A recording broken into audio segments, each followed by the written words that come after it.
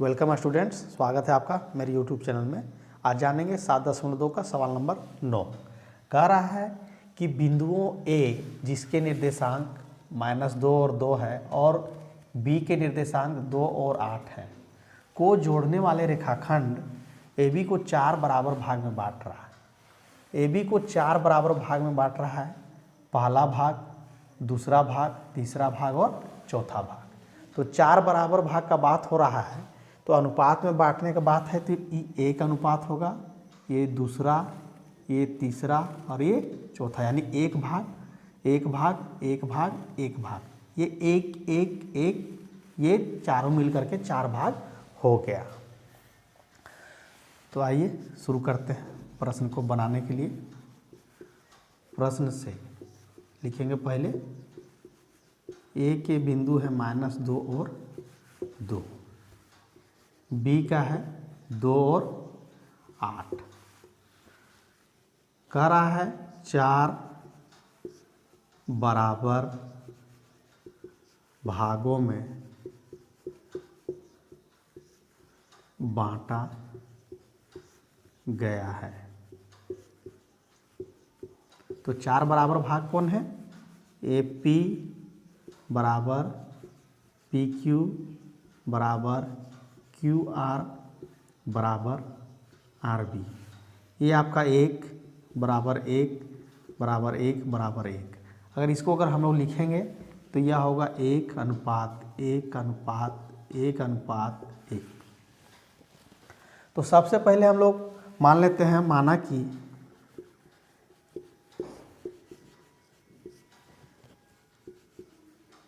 PQ और R के निर्देशांक, उसके निर्देशांक को मान लेंगे तो आगे बनाने में सुविधा होगा।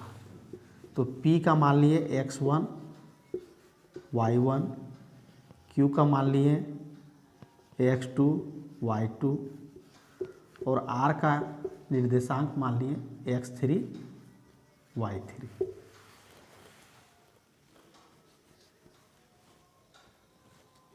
अब A से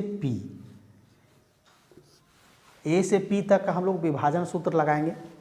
A से P तक जाएंगे तो कितने भागों में बांटेगा उसको देखते हैं। A से P तक जाएंगे तो यहाँ पर हो जाएगा हम लोग को AP अनुपात PB, यानी 1 अनुपात 3।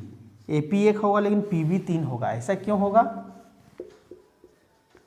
AP बराबर 1 यहाँ से यहाँ तक, तो बाकी 1 2 3, यानी P से लेकर के B तक PB बराबर 3 हो गया।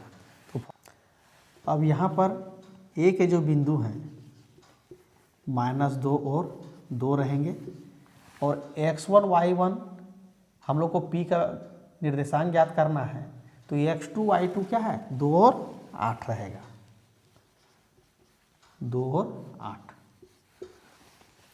तो x1 y1 बराबर m1 x2 होगा, तो m1 हो जाएगा हम लोग का 1, x2 हो जाएगा 2, जोड़ m2 x1 3 गुना -2, नीचे हो जाएगा 1 जोड़ 3। अब y के लिए हो जाएगा, ये y1 है और ये आपका y2 है, तो m1 y2 ये 8 हो जाएगा, जोड़ m2 y1, नीचे 1 जोड़ 3 हो जाएगा। तो 2 प्लस माइनस हो जाएगा -6, नीचे हो जाएगा 4, 8 जोड़ 6, नीचे हो जाएगा 4, 6 में 2 गया तो -4 बटा में 4, 4 4 कट गया,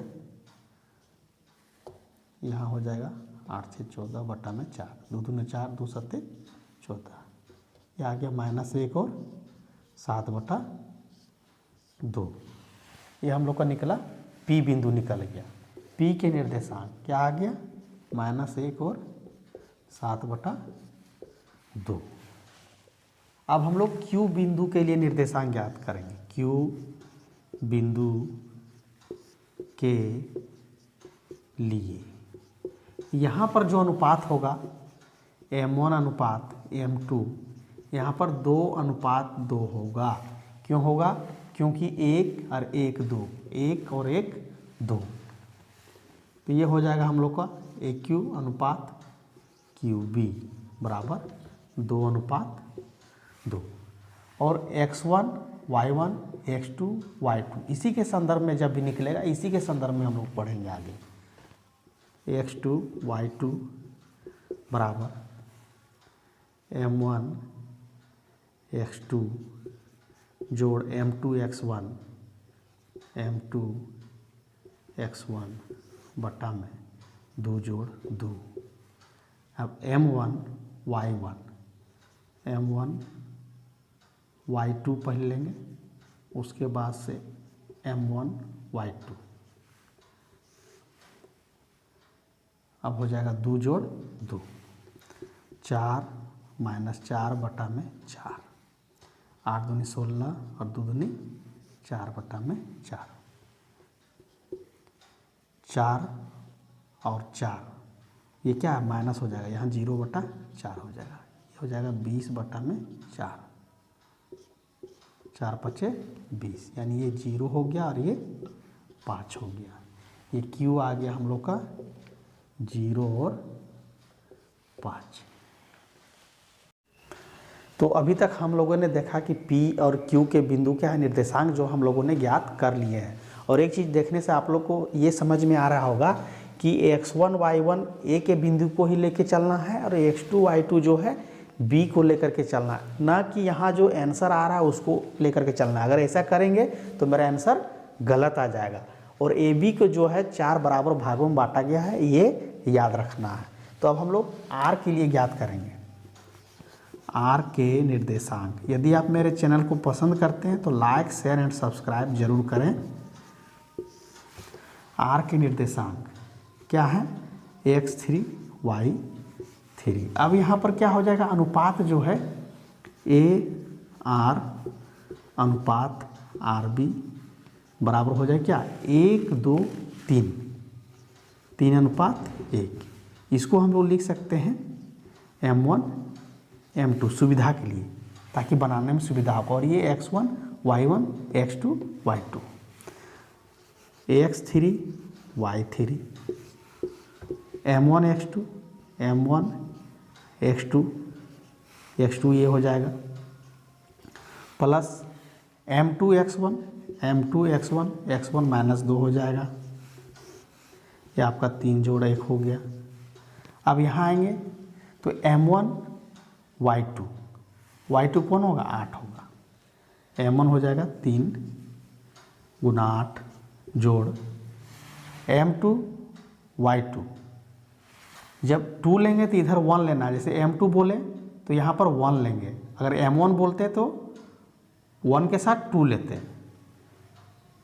तो M1 हो गया हम लोग का 1 और ये हो गया 3 जोड़ 1, 6 माइनस 2 बटा में 4, 8 तिया 24 जोड़ 2 बटा में 4, 6 में 2 गया 4 बटा में 4, 4 4 कैंसल, ये हो गया 26 बटा में 4, 2 दूना 4 और ये हो गया 13, यानी 1 और 13 बटा 2। ये कौन सा आया?